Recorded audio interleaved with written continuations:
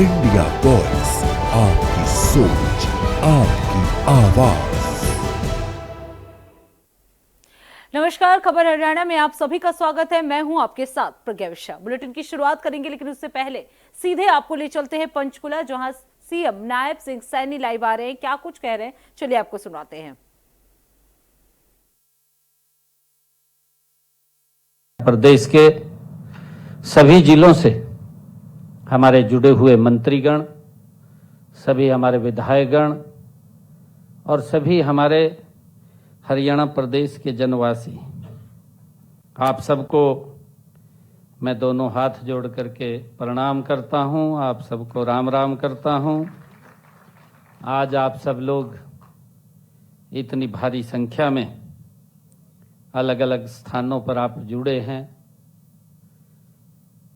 साथियों, आज मेरे लिए गर्व की बात है कि पंचकुला की इस पावन धरती, जो माँ मनसा की ये पवित्र भूमि है, माँ चंडी की ये पवित्र भूमि है, इस पवित्र भूमि से समृद्ध हरियाणा, स्वस्थ हरियाणा और समृद्ध हरियाणा के हमारे संकल्प को आज एक नई ताकत मिल रही है। आज मेरे लिए बहुत ही गर्व की बात है कि स्वास्थ्य सेवाओं में निरंतर विस्तार करते हुए आज 100 करोड़ रुपए के विकास कार्यों की, महत्वपूर्ण परियोजनाओं का आज उद्घाटन हरियाणा वासियों के बेहतर स्वास्थ्य और सम्मानजनक जीवन जीने की दिशा में एक बड़ा कदम आज उठाया है। इसके लिए मैं हरियाणा के लोगों को बहुत बहुत बधाई देता हूं। साथियों, आज का दिन इसलिए भी विशेष है क्योंकि हम देश के यशस्वी प्रधानमंत्री आदरणीय नरेंद्र मोदी जी के, जो उन्होंने उनके नेतृत्व में गौरवशाली भारत को लगातार गति से आगे बढ़ाने का, तेज गति से आगे बढ़ाने के 12 वर्षों की जन सेवा यात्रा का आज गौरवपूर्ण उत्सव भी हम सब मना रहे हैं। साथियों, हम देख रहे हैं कि पिछले लगभग 12 वर्षों में देश की दुनिया भर में एक नई पहचान आदरणीय मोदी जी के नेतृत्व में बनी है। हमें ध्यान में है कि जब आदरणीय मोदी जी गुजरात के मुख्यमंत्री थे, उनका जो विजन, जो उनकी नीति और जो मोदी जी की नीयत, साथियों, गुजरात का नाम पूरे देश के अंदर नंबर 1 के ऊपर लिया जाता था। और इन 12 वर्षों के अंदर अगर हम देखते हैं, आज दुनिया में भारत का सम्मान, साथियों, बड़ी श्रद्धा के साथ लिया जाता है। ये मोदी जी की ये 12 वर्षों की केंद्र सरकार की हमारी जन सेवा की यात्रा उनके नेतृत्व में आगे बढ़ रही है।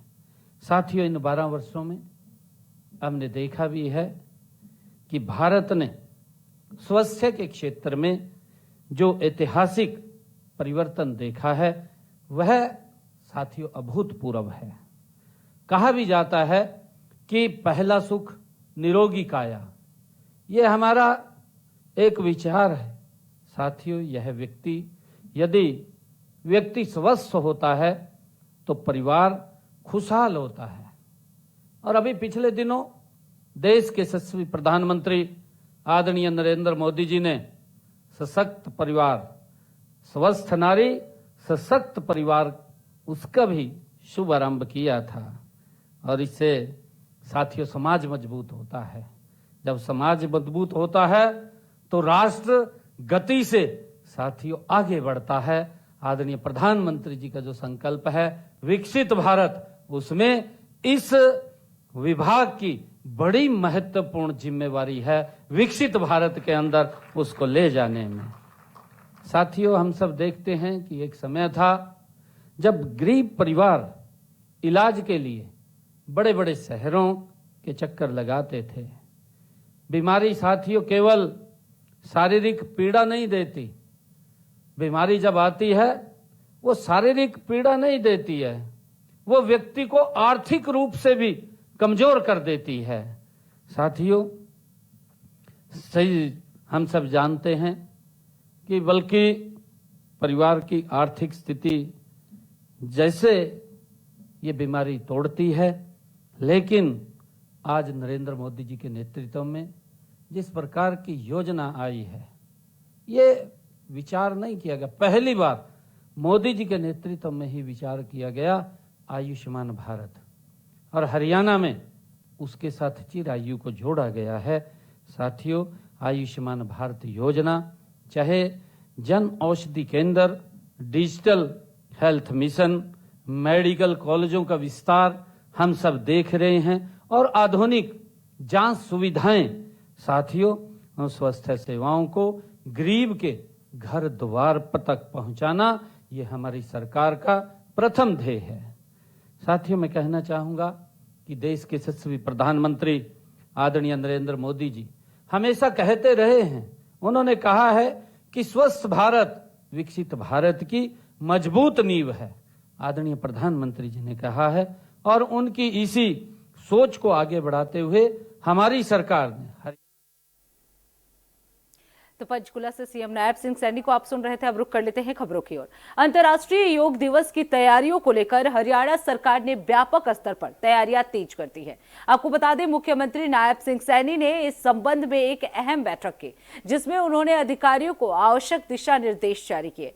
मुख्यमंत्री ने स्पष्ट किया कि इस वर्ष भी अंतर्राष्ट्रीय योग दिवस को राज्य भर में भव्य और जन भागीदारी के साथ मनाया जाएगा। राज्य स्तरीय मुख्य कार्यक्रम पंचकुला में आयोजित किया जाएगा, जबकि इसके साथ ही जिला, उपमंडल और ग्राम पंचायत स्तर तक योग कार्यक्रमों का आयोजन भी सुनिश्चित किया जाएगा। इस वर्ष योग दिवस की थीम स्वस्थ वृद्धावस्था के लिए योग रखी गई है। सरकार का उद्देश्य है कि योग को केवल एक आयोजन तक सीमित न रखकर इसे हर नागरिक की दिनचर्या का हिस्सा बनाया जाए। मुख्यमंत्री नायब सिंह सैनी ने कहा कि प्रधानमंत्री नरेंद्र मोदी के नेतृत्व में योग को वैश्विक स्तर पर पहचान और सम्मान मिला है। उन्होंने आगे ये भी कहा कि सरकार युवाओं को भारत की प्राचीन योग परंपरा से जोड़कर स्वस्थ भारत और स्वस्थ हरियाणा के लक्ष्य की ओर आगे बढ़ रही है। अधिकारियों ने निर्देश दिए गए हैं कि सभी स्तरों पर कार्यक्रमों की तैयारी समयबद्ध और प्रभावी ढंग से पूरी की जाए, ताकि योग दिवस सही से मनाया जा सके।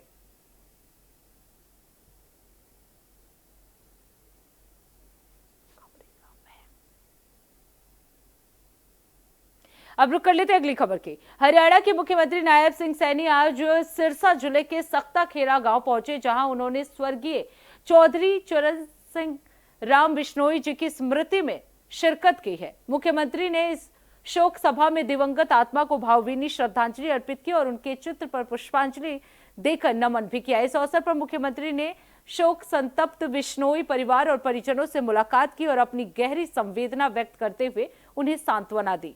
वहीं इस दौरान स्थानीय लोग भी मौजूद रहे।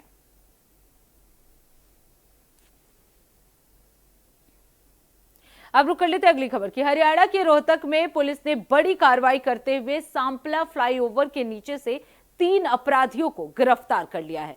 पुलिस के अनुसार आरोपी किसी बड़ी वारदात को अंजाम देने की योजना बना रहे थे।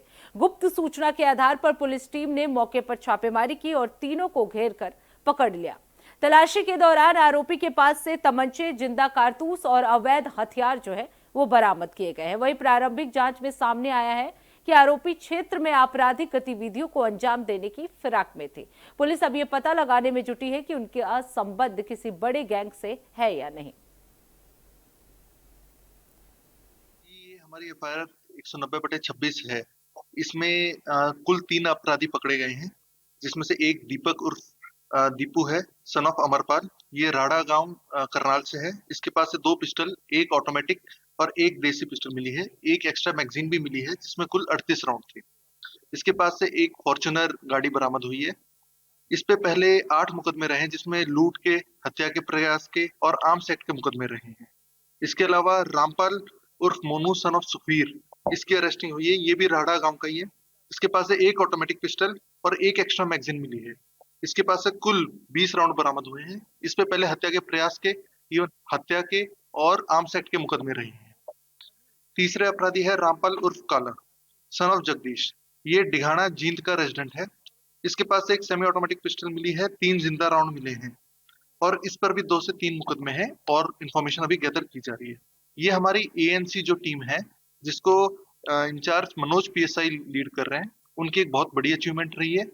ये आगे अपराध करने के लिए गुड़गांव जा रहे थे, जहां पे इनको सांपला फ्लाईओवर के नीचे हमारी टीम ने इंटरसेप्ट किया और इन पे मुकदमा दर्ज किया। तो ये रोहतक पुलिस की काफी बड़ी अचीवमेंट रही।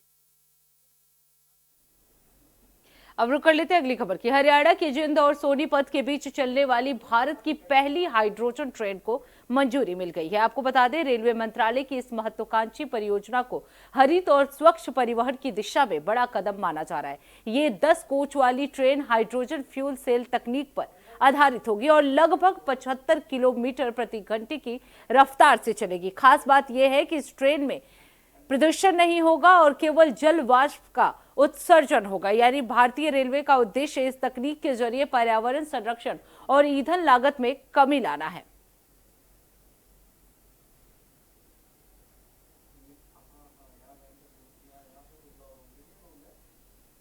अब रुक करते हैं अगली खबर की। हरियाणा के सोनीपत के पुराने औद्योगिक क्षेत्र में स्थित एक लकड़ी आधारित फैक्ट्री और उससे जुड़ी पेंट यूनिट में भीषण आग लग गई। आग लगते ही इलाके में अफरा तफरी मच गई। वहीं फैक्ट्री से धुएं के बड़े गुब्बार उठने लगे। सूचना मिलते ही दमकल विभाग की कई गाड़ियां मौके पर पहुंची और आग पर काबू पाने का प्रयास शुरू किया गया। प्रशासन के अनुसार फैक्ट्री में काम कर रहे सभी मजदूरों को समय रहते सुरक्षित बाहर निकाल लिया गया है, जिससे किसी भी प्रकार की जनहानि नहीं हुई। आग लगने के कारणों का फिलहाल पता नहीं चल पाया है, लेकिन आमतौर पर शॉर्ट सर्किट की आशंका जताई जा रही है। वहीं फायर ब्रिगेड की टीम जो है वो मौके पर पहुंची हुई है और लगातार आग बुझाने की कोशिश की जा रही है। इसके साथ ही घटना के बाद अब इलाके में सुरक्षा व्यवस्था जो है वो बढ़ा दी गई है और प्रशासन स्थिति पर लगातार नजर बनाए हुए है।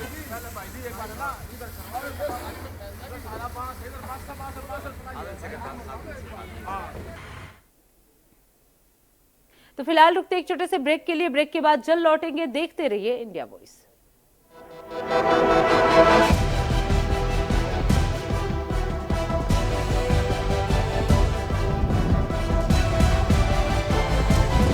इंडिया वॉइस, आपकी सोच, आपकी आवाज।